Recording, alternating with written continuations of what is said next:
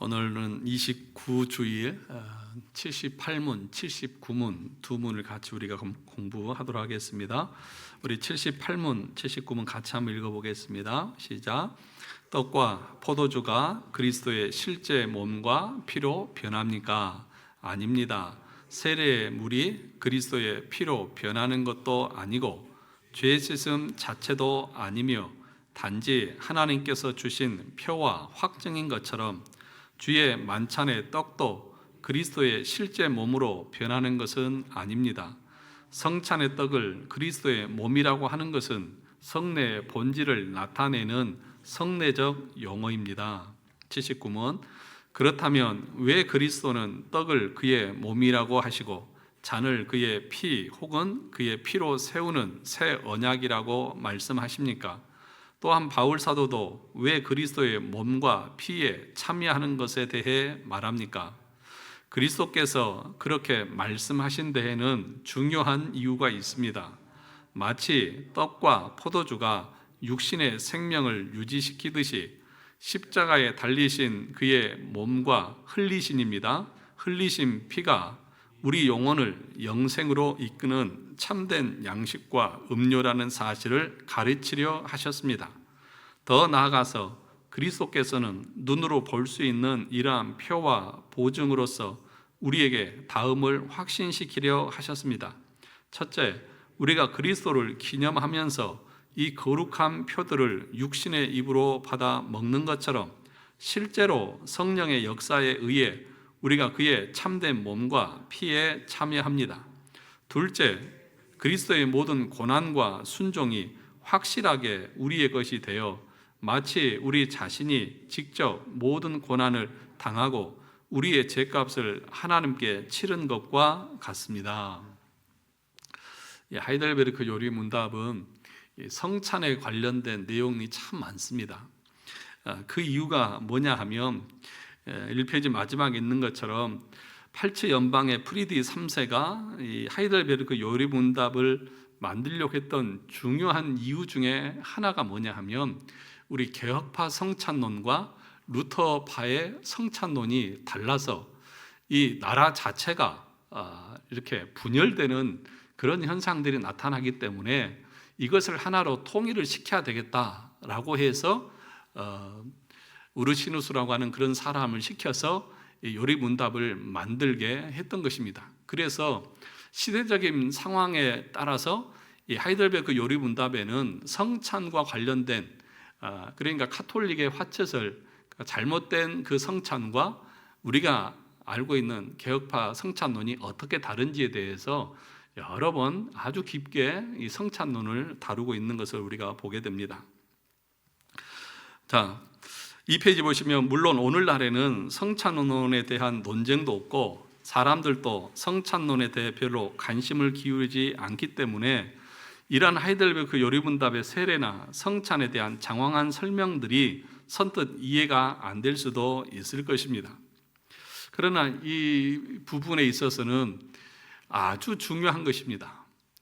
왜냐하면 은혜의 방편이 말씀과 성찬과 기도지 않습니까? 그러므로 우리가 정말 깊이 공부해야 될 내용 중에 하나가 이 성찬에 관련된 것입니다. 그런데 오늘날은 이 성찬에 대해서 별로 관심이 없습니다. 그러니까 횟수도 그렇게 자주 하지도 않고 또 성찬을 해도 그냥 쯔빙글리의 기념설처럼 그냥 한번 하는 것으로 끝내버리고 형식적인 것일 때가 참 많이 있다는 것이죠. 그래서 성찬에 참여하는 성도들의 마음의 태도나 자세도 별로 그렇게 그 성찬을 대할 때에 떨리는 마음이라든지 정말 감격하는 마음이라든지 이런 게 별로 없습니다. 그래서 떡을 먹고 잔을 받아도 그냥 맛이 있다 없다 뭐 이런 거 맛평가를 하고 있고 뭐 이게 잘했네 못했네 이런 걸 얘기하고 있지 그게 얼마나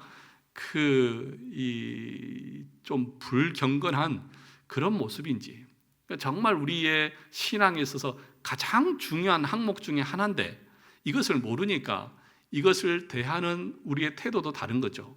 그래서 늘 강조하는 거지만 참된 지식에서 참된 경건이 나오는 것입니다. 그러니까 우리가 이 성찬에 대해서 올바로 알게 되고 그 의미와 목적과 가치를 정확하게 알면 그것을 행할 때 우리 마음이 달라질 겁니다. 그런데 이걸 모르면, 그 중요성을 모르면, 그 가치와 목적을 모르면 하찮게 대하겠죠. 그러니까 어린아이들한테 10만 원짜리 수표를 주면 그 아이들은 어떻게 할까요? 싫어 그러면서 뭘 달라고 그럴까요? 노란색 5만 원짜리를 달라고 그러겠죠. 그래서 10만 원짜리 수표를 쥐고 있어도 5만 원짜리 줄 테니까 나랑 바꿀래? 그럼 100만 원짜리 수표도 그냥 주잖아요. 똑같은 거예요. 우리가 이 진리에 대해서 올바로 알지 못하면 그것의 가치를 모르고 하다 보면 너무 가볍게 그걸 참여하는 것입니다. 그러니까 여러분들이 이런 것들을 정말 열심히 공부하고 아는 것은 무엇보다도 중요한 겁니다. 이 페이지 중간에 보시면 또한 로마 카톨릭처럼 잘못 생각하면 아주 치명적인 우상 숭배가 될 수 있습니다. 그래서 이 문제는 절대로 사소한 문제가 아닙니다. 그러니까 지금 몇 주째죠? 성찬에 대해서 공부하는 게 한 4주째 되는 것 같아요. 그죠? 이제는 너무 반복하니까 뭔지 모르겠다 막 이럴 수도 있지만 아닙니다. 그렇지 않습니다. 사소한 문제가 절대로 아니라는 것을 여러분 기억해야 됩니다. 그래서 그러면 일단 이 성찬에 대한 로마 카톨릭의 주장을 살펴보겠습니다. 로마 카톨릭은 사제가 떡과 포도주의 축성을 하게 되면 그 축성하는 순간 이 떡과 포도주는 정말 주님의 살과 피로 변한다고 주장을 합니다. 그래서 그것을 먹는 자는 실제로 물리적으로 예수님의 몸을 먹고 피를 마시는 것이 되어서 반드시 영생을 얻는다고 주장을 합니다. 그래서 우리가 이것을 화채설이라고 말하는 것이죠. 그러니까 사제가 성찬을 행할 때에 그것을 위해서 기도할 때에 그 떡과 그 잔이 예수님의 실제적 물리적인 살과 피로 변한다, 그렇게 가르치는 것입니다. 초대교회 신자들은 이 떡이 어떻게 예수님의 몸인가 하는 것을 깊이 있게 생각하지 않고 그냥 성찬식을 행했습니다. 그러나 점차로 이것이 어떻게 예수님 몸인가에 대해서 고민하고 논쟁하기 시작했습니다. 이것을 아주 탁월하게 해결한 사람이 누구라고요? 13세기에 토마스 아퀴나스라고 하는 사람입니다. 이 토마스 아퀴나스라고 하는 사람은 어떤 사람이냐 하면 우리 개혁주의는 칼빈주의라고도 그렇게 말하잖아요. 그래서 칼빈이 우리 개혁주의에서는 가장 중요한 신학자입니다. 어떻게 보면 신학의 모든 틀을 성경을 통해서 세운 사람이 칼빈이죠. 그래서 우리가 칼빈의 기독교 강요 한 권만 있어도 우리 개혁주의의 신학의 모든 것을 알 수 있다고까지 말을 합니다. 그 기초를 닦은 사람이 칼빈이에요. 그러면 로마 카톨릭의 교리적인 틀을 닦은 사람이 누구냐? 바로 이 토마스 아퀴나스라고 하는 사람입니다. 이 사람이 로마 카톨릭의 모든 신학적인 논리를 체계화한 사람이 바로 이 토마스 아퀴나스라고 하는 사람입니다. 근데 이 사람이 이 성찬에 대해서 아주 깔끔하게 결론을 지었습니다. 그것이 결국 화채설인데 토마스 아퀴나스 이후부터는 종교개혁 전까지 모든 사람들이 성찬에 대해서 다 이렇게 생각했다는 것이죠. 그러니까 토마스 아퀴나스의 그 성찬론을 당연한 것처럼 받아들였다는 것입니다. 3페이지 보시면 토마스 아퀴나스는 성찬식을 설명하기 위해서 아리스토텔레스의 철학을 가져왔습니다. 아리스토텔레스는 이 세상의 모든 사물이 두 가지 구성 요소로 이루어져 있다고 주장했습니다. 하나는 눈에 보이고 만져지는 물질적이고 물리적인 것으로 그것을 진료라, 그렇게 표현을 했습니다. 그리고 또 하나는 그것을 그게 되게 하는 것으로서 본질 또는 본체, 형상이라고 불렸습니다. 그러니까 물질은 둘로 구성된다는 거예요. 하나는 진료인데 그건 뭐냐면 눈으로 보이고 만져지는 것. 그러니까 떡은 우리 눈으로 보여지고 만져지잖아요. 그런데 그것만 있으면 온전한 게 아니에요. 거기 안에 뭐가 있어야 되냐? 그것이 그것 되게 하는 본질적인 요소가 있다는 것이죠. 이 두 가지가 합쳐져야만 온전하다고 말하는 거죠. 예를 들면 우리 인간이 육체가 있지 않습니까? 이건 뭐예요? 진료예요. 재료예요. 그러니까 눈에 보이고 만져져요. 그런데 우리 안에 또 뭐가 있어요? 보이지 않는 영혼이 있잖아요. 이게 본질이라는 거죠. 이 두 개가 합쳐져야 온전한 거라는 거죠. 그러니까 우리 가톨릭에서 성찬을 대할 때에 떡과 잔을 대하면 그건 진료예요. 그런데 그 안에 사제가 기도할 때에 예수 그리스도께서 실제로 그 안에 존재하신다. 그래서 화채설로 말하는 거죠. 그러니까 그 아리스토텔레스의 진료와 형상이라고 하는 이 두 가지 원리를 어디에 적용시켰다? 성찬식에 적용을 시켰다는 것입니다. 그러니까 사람들은 다 그렇겠거니라고 생각하면서 지내왔다는 것입니다. 자, 밑에서 세 번째 단락을 보시면 3페이지, 바로 이러한 아리스토텔레스의 철학 개념을 토마스 아퀴나스는 성찬식을 설명하는 데 사용하는 것입니다. 토마스 아퀴나스의 주장은 이렇습니다. 우리가 성찬식을 행할 때 떡과 포도주는 각각 진료와 본질로 구성되어 있는데 사제가 그 떡과 포도주의 축성을 하게 되면 그 순간 떡의 본질이 예수님의 살의 본질로 변화되고 포도주의 본질이 예수님의 피로 변화된다는 것입니다. 물론 떡의 진료는 떡의 진료 그대로 있기 때문에 모양이나 촉감이나 맛은 일반 다른 떡과 다를 바 없습니다. 축성했다고 해서 떡이 살맛이 나는 게 아닙니다. 포도주가 피맛이 나는 게 아닙니다. 일반적인 떡과 포도주와 동일합니다. 그러나 눈에 보이지 않는 그것을 그것되게 하는 본질이 예수님의 살과 피로 변화되는 것입니다. 그래서 겉만 보지 말라는 것입니다. 그 본질을 보라는 것입니다. 축성한 떡은 더 이상 일반적인 떡이 아니라 뭐예요? 진짜 예수님의 몸이라는 것입니다. 축성한 포도주도 일반적인 포도주가 아니라 진짜 예수님의 피라는 것입니다. 그래서 그렇게 본체가 바뀌었다고 해서 뭐예요? 화채설이라고 말하는 것입니다. 그러므로 이렇게 되면 이제 여러 가지 문제가 발생합니다. 그러니까 실제적으로 그 떡이 예수님의 살이 되고 그 잔이 실제적으로 예수님의 피가 되면 어떤 문제가 발생을 하느냐? 만약에 성찬식을 하다가 떡이 땅에 떨어졌는데 뭐가 주워 먹어요? 쥐가 와서 지어 먹어버리면 그럼 얼마나 큰일입니까? 그 예수님의 살을 쥐가 먹어버렸어요. 얼마나 큰 문제냐는 거죠. 그래서 로마 가톨릭은 이 땅에 부스러기가 떨어지지 않게 하기 위해서 뭘 만들었어요? 웨이퍼, 그러니까 종이 형태로 이렇게 얇게 썰어서 만들었죠. 그래서 이 가톨릭의 성찬식에 가보면 뭘 줘요? 하얀색 납작하게 눌린 떡을 주잖아요. 우리는 지금 카스테라를 이렇게 잘라서 주기도 하고 무슨 백설기를 해서 주기도 하잖아요. 근데 그거 먹다가 썰다가 부스러기가 떨어지고 그러잖아요. 그거 떨어지면 큰일 난다고요. 여러분 성찬식 할 때 하나도 떨어지지 않도록 하십시오. 그래서 여러분 잘 보세요. 그래서 그것을 주면 받아가지고 이 사람들은 입에다 넣습니다. 그리고 그걸 씹지도 않아요. 어떻게 감히 예수님의 살을 씹을 수가 있습니까? 그래서 혓바닥에다 놓고 이렇게 녹이는 거예요. 그래서 그렇게 얇게 썰어 주는 거예요. 그 이유가 다 있는 거예요. 자, 그래서 밀떡 조각을 만들어서 성찬식을 진행합니다. 떼어서 먹어야 하는데 그렇지 않다는 거죠. 그리고 똑같은 일은 포도주에서도 발생합니다. 예를 들어서 포도주를 따르다가 그것을 땅에다가 흘리면 어떻게 됩니까? 예수님의 피를 허비하는 것이고, 또 만약에 그걸 따르다가 흘리게 되고 넘어지게 되면, 만약 엎드리게 되면 큰일이 나는 거죠. 그래서 이 가톨릭에서는 성찬식을 행할 때에 사제만 잔을 받습니다. 일반 평신도들에게는 안 줍니다. 왜요? 그거 부주의하게 해서 막 흘린다든지 엎드린다든지 그러면은 절대로 안 되기 때문에. 그런데 여러분, 예수님께서 분명하게 말씀하셨죠. 이것은 너희를 위해서 찢기는 내 살이고 이것은 너희를 위해서 흘리는 내 피다. 그러니까 이 두 가지를 다 말씀하셨는데 이 로마 가톨릭에서는 잔은 주지 않는 거예요. 잔은 사제들만 먹고 성도들에게 주지 않는 거예요.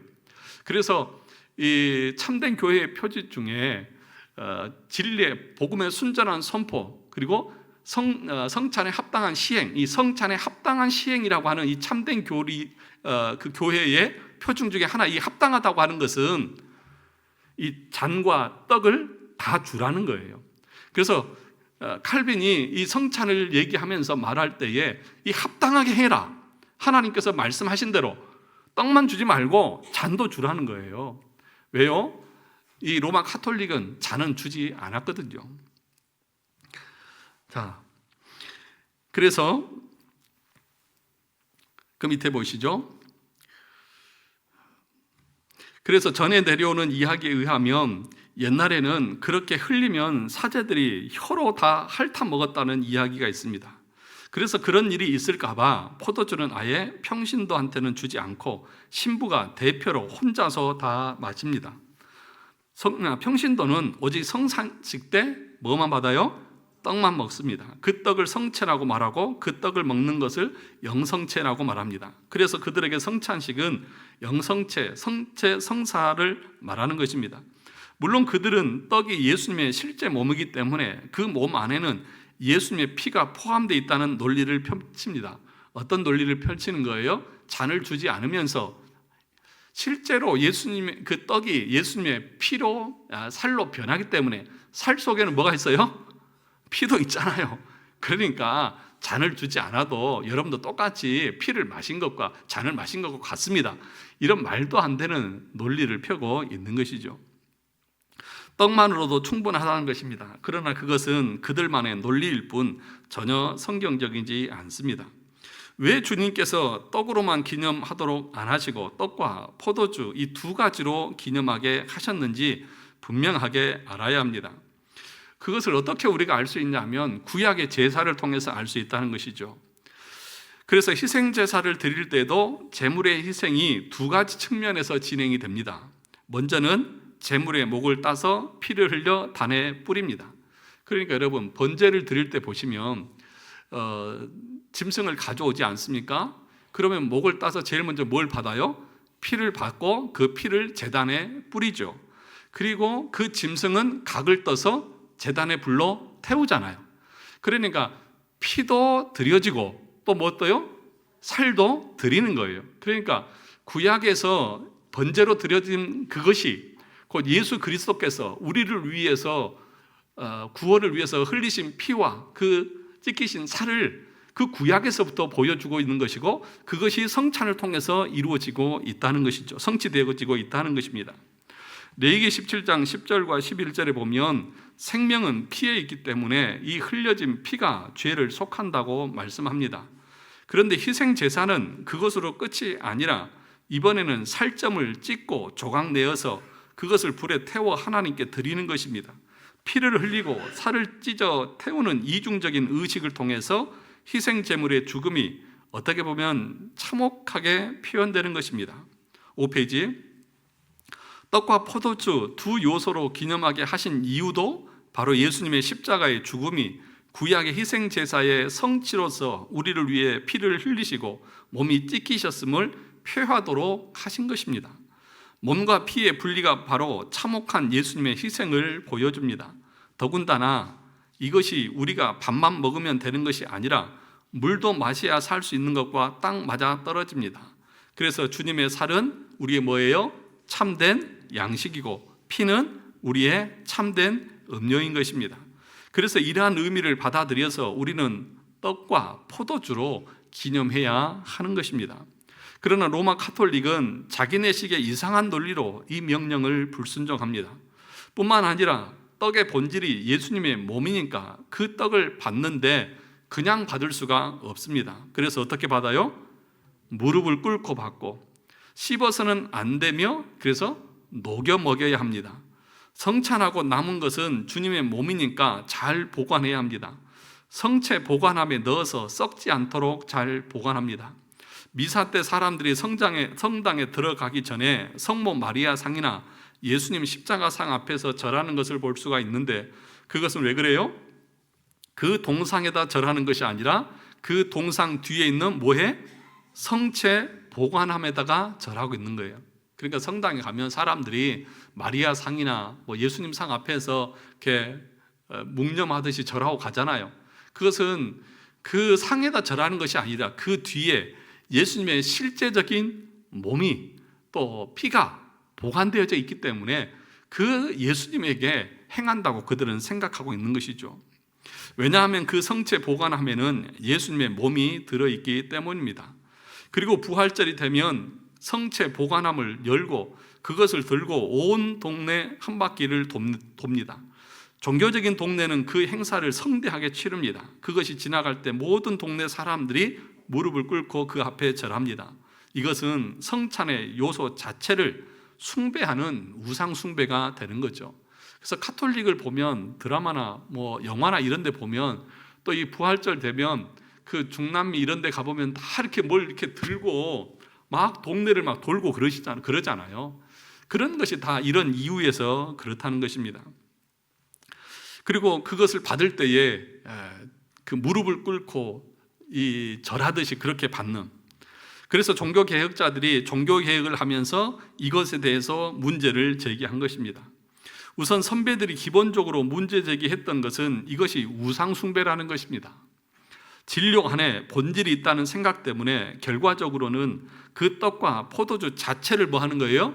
숭배하게 된다는 것입니다. 그래서 칼빈은 떡과 포도주 앞에서 무릎을 꿇는 것을 없앴습니다. 그래서 여러분 웨스트민스터 신앙 고백서 공부할 때도 이 성찬에 대해서 얘기할 때 그 앞에 무릎 꿇어서도 안 되고 그것을 높이 쳐들어서도 안 되고 그것을 들고 행진해서도 안 된다. 분명하게 우리 신앙 고백서에서는 가르치고 있는 거죠. 칼빈은 예배 시간에 무릎 꿇는 것을 다 없애고 대신에 영혼의 무릎을 꿇어야 함을 주장했습니다. 이 세상의 모든 종교들이 육체적인 경건의 모양으로 신을 예배하지만 기독교는 그렇지 않다는 것입니다. 우리의 예배는 영으로 드리는 것이기에 그 정신을 살려서 모든 육체적인 숭배의 관습들을 없앴습니다. 그리고 두 번째로 종교개혁자들은 공통적으로 은혜의 방도에 대한 로마 카톨릭의 입장을 비판했습니다. 교회나 성례가 주는 은혜의 방도가 아니라 말씀이 은혜의 주된 방도라는 것입니다. 카톨릭 자체는 성찬을 더 우선시하죠. 또 교회 자체가 그들에게 은혜를 준다고 말합니다. 그런데 우리 개혁신학에서는 아니라는 것이죠.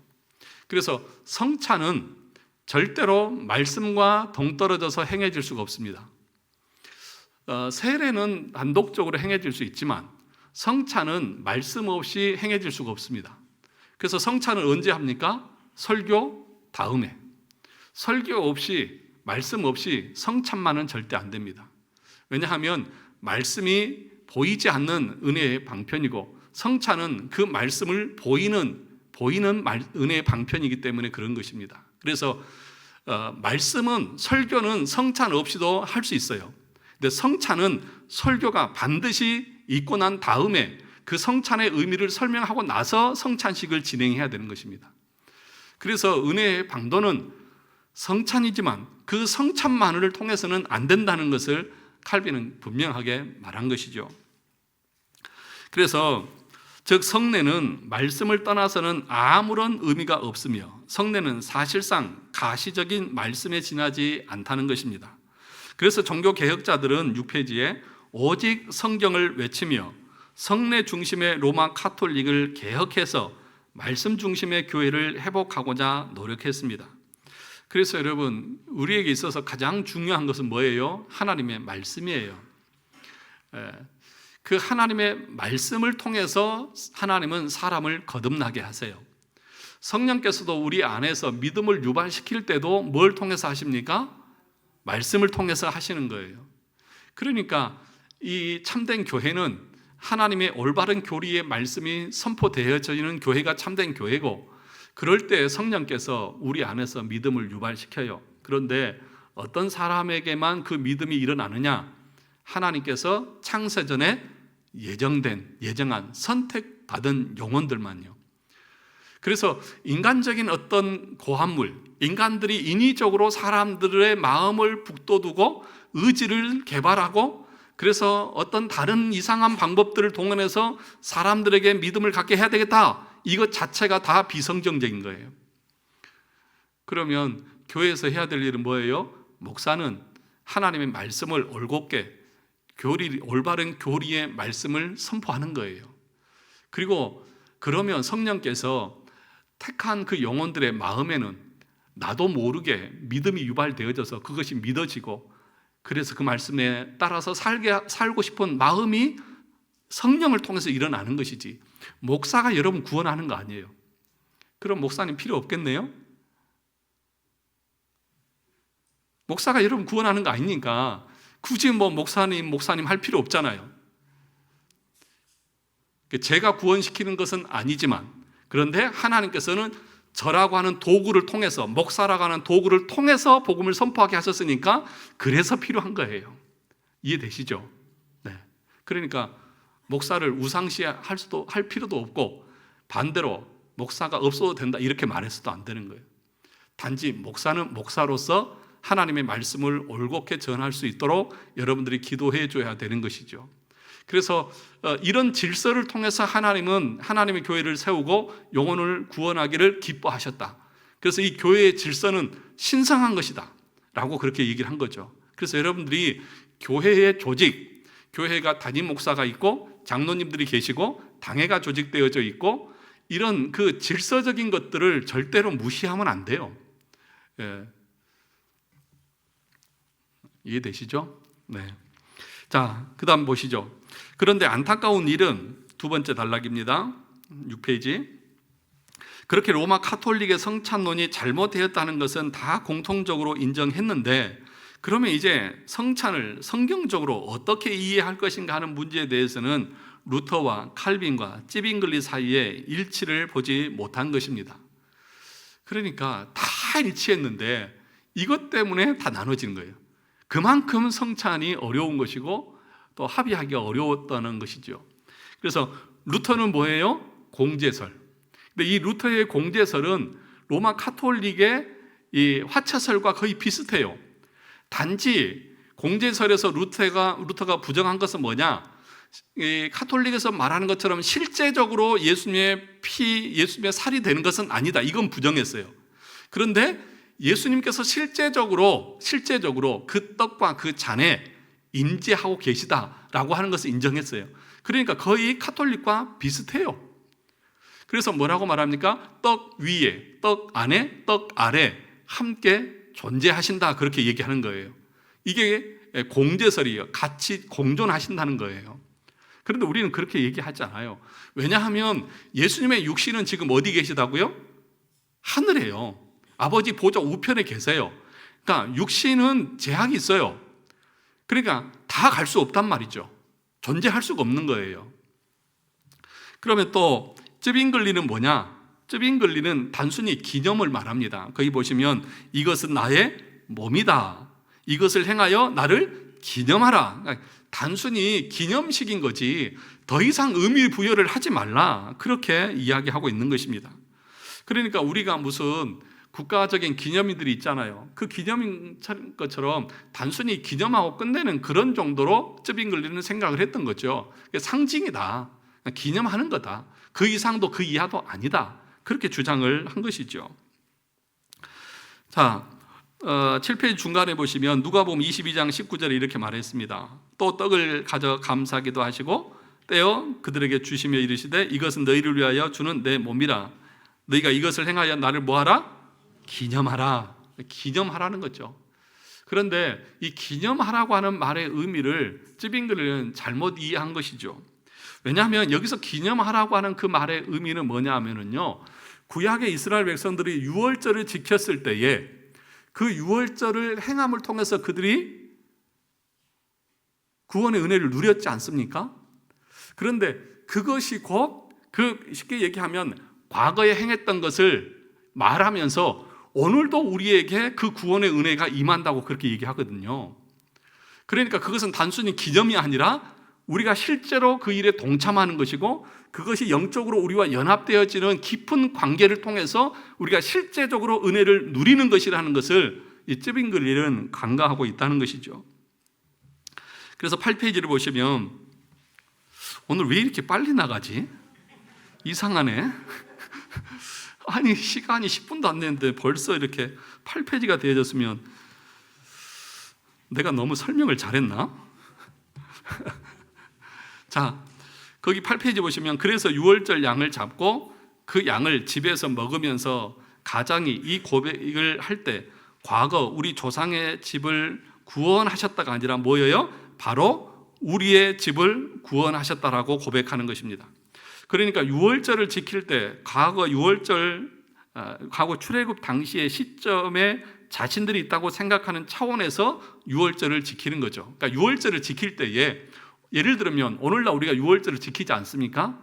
그러면 그것이 어디로 거슬러 올라가냐면 처음에 유월절을 지켰을 때에 이스라엘 백성들이 유월절을 지킴으로 죽음의 사자가 넘어가서 구원을 얻었지 않습니까? 그런 것처럼 실제로 오늘 우리가 지킬 때에 그날 함께 그곳에 있었던 것처럼 우리가 여긴다는 거죠. 그러니까 우리가 성찬에 참여할 때에도 그것을 기념할 때에도 동일한 효과를 우리는 고백하고 있는 거예요. 그러니까 단순히 기념식하고 끝내는 것이 아니라 실제로 그것이 나의 구원에 효력이 있다는 것을 말씀하고 있는 것입니다. 자, 마찬가지로 성찬식을 통해서 단순히 우리를 위해서 죽으신 주님을 회고하는 정도가 아니라 정말 주님의 십자가 사건에 연합되어서 주님의 살과 피를 먹고 마시는 일이 일어나는 것입니다. 그래서 바울이 뭐라고 말했습니까? 내가 그리스도와 함께 십자가에 못 박혔나니. 언제 바울이 같이 못 박혔어요? 그렇지 않습니까? 그런데 무슨 얘기냐? 예수 그리스도를 믿는다고 하는 것 자체가 연합을 말하는 것이고, 그 연합이라고 하는 것은 그분이, 그러니까 우리가 이 지금 시점에서 말하면 2000년 전에 우리 주님이 십자가에서 죽으셨죠. 그때 죽으셨는데 내가 지금 예수 그리스도를 믿는다고 하는 그 말은 나도 2000년 전에 그리스도와 함께 죽었습니다라고 하는 것을 우리에게 우리 스스로가 고백하는 것과 같은 의미가 있다는 것이죠. 그래서 그것이 영적으로 그리스도와 연합되어지고 그 효과가 우리에게까지 전달되는 것처럼 성찬에 참여하는 것도 동일한 의미가 있다는 것을 말하는 것입니다. 칼빈은 예수님께서 비록 떡을 가리켜 이것이 내 몸이다 라고 말씀하셨더라도 예수님께서 물리적으로는 우리와 함께 계실 수 없다고 말합니다. 그 말은 물리적으로 하늘에 계시는 것입니다. 그러나 성찬식을 행할 때 영적으로 우리와 함께 계시다는 것입니다. 성령으로 우리와 함께 하시는 것입니다. 그래서 우리 개혁주의는 성찬을 영적 임재설이다 그렇게 말합니다. 실제적으로 몸으로 피로 있는 것이 아니라 성령을 통해서 우리와 연합하고 실제적으로 그 성령을 통해서 우리가 그리스도와 함께 하는 시간이 바로 성찬식이고 그 효력이, 그 효과가 실제적으로 우리에게 나타난다고 말합니다.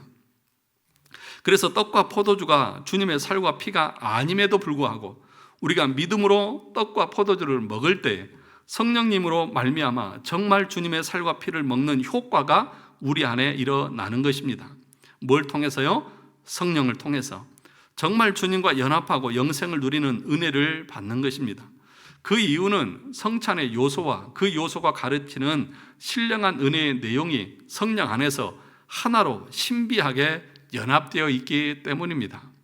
그러니까 여러분이 성찬식을 행할 때에 떡을 떼고 잔을 마실 때에 성령께서 우리 안에서 그리스도와 연합되게 하시고 그 은혜에 대해서 믿어지게 하시고 그 은혜에 대해서 감사하는 마음을 갖게 하시는 거예요.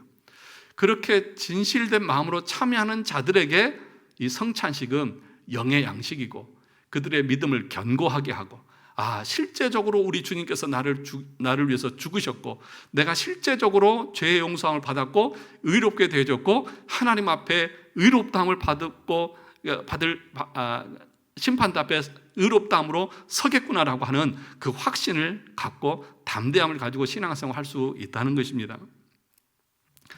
자, 그래서 밑에 쭉 보시면 8페이지 마지막 달라 성찬식의 떡과 포도주를 아주 가볍게 생각하고 우리가 명절날 제사 드릴 때 제사법에 관심이 있는 것처럼 저 카스테라 맛있겠다, 저 포도주 보니 술 한잔 하고 싶다, 이런 생각으로 먹고 마시면 그것이 주님을 모독하는 것이 되어서 주님의 몸과 피를 범하는 죄가 되는 것이고 스스로 심판과 정죄를 먹고 마시는 것이 되는 것입니다.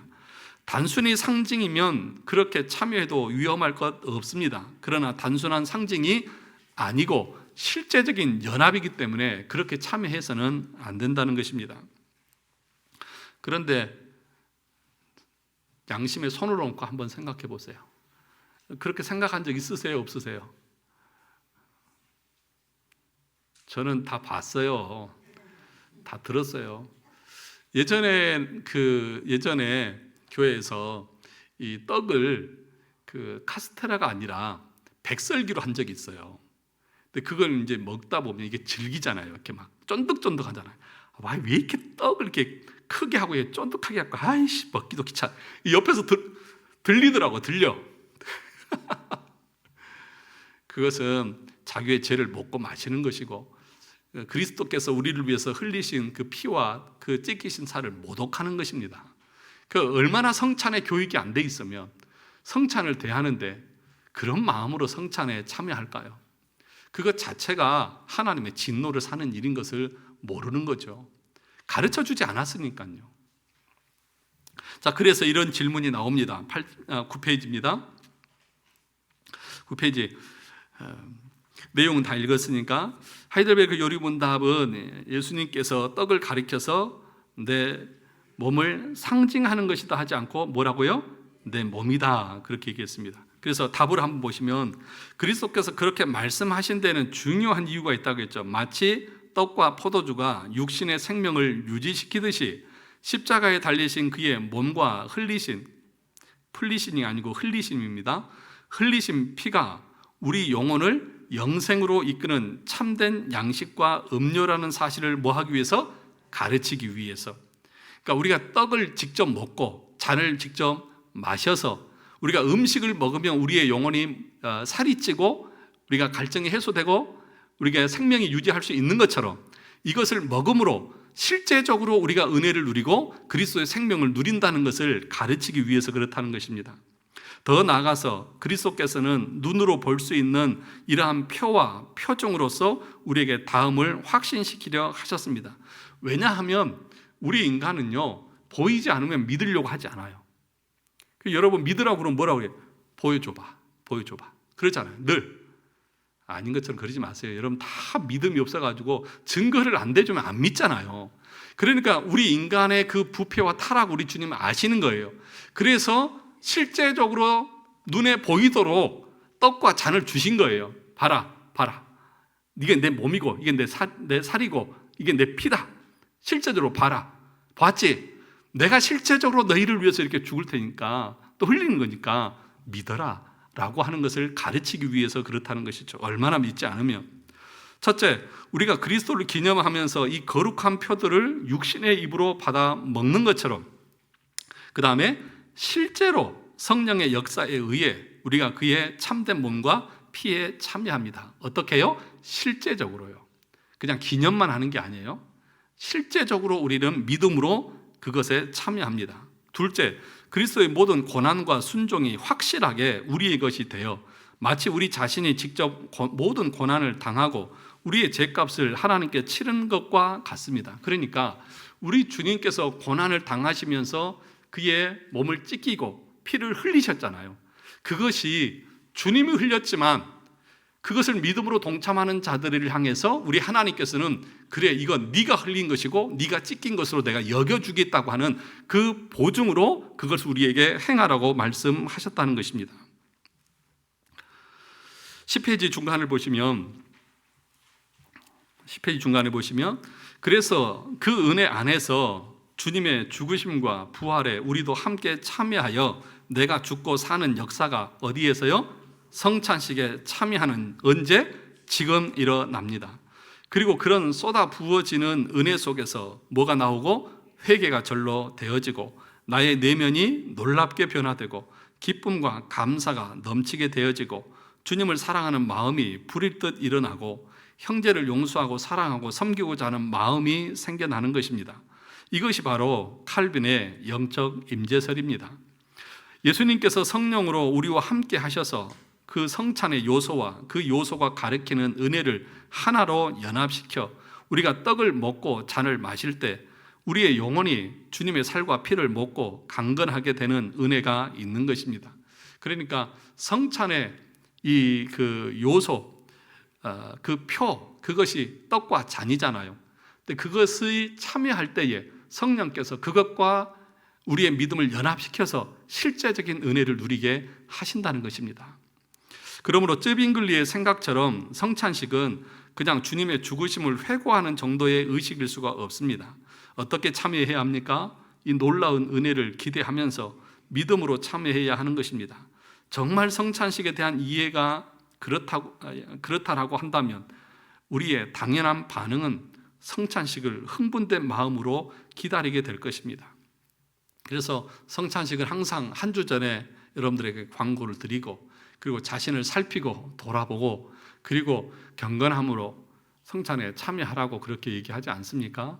그렇게 할 때에 우리 가운데 진정한 이 성찬의 은혜의 방편으로서 말씀하시는 은혜가 실제적으로 임하는 것입니다. 우리 교회가 성찬을 행할 때마다 우리 성도들이 이 가르침을 잘 기억하셔서 참여할 수 있기를 바라고, 성찬식을 한다 그러면 여러분들은 어떤 기대감을 가져야 됩니까? 하나님께서 은혜 베푸시는 시간이구나. 그러므로 내가 정말 거룩하고 순결한 모습으로 준비해서 그 은혜를 누리는 시간이 돼야 되겠다. 그 마음을 가져야 하는 것이죠. 우리 교회가 가급적이면 성찬식을 자주 하려고 합니다. 아마 곧 또 하게 될 텐데 이런 가르침들을 여러분들이 잘 기억하셔서 경건하게 참여해서 은혜 받는 우리 성도들 되시기 바랍니다.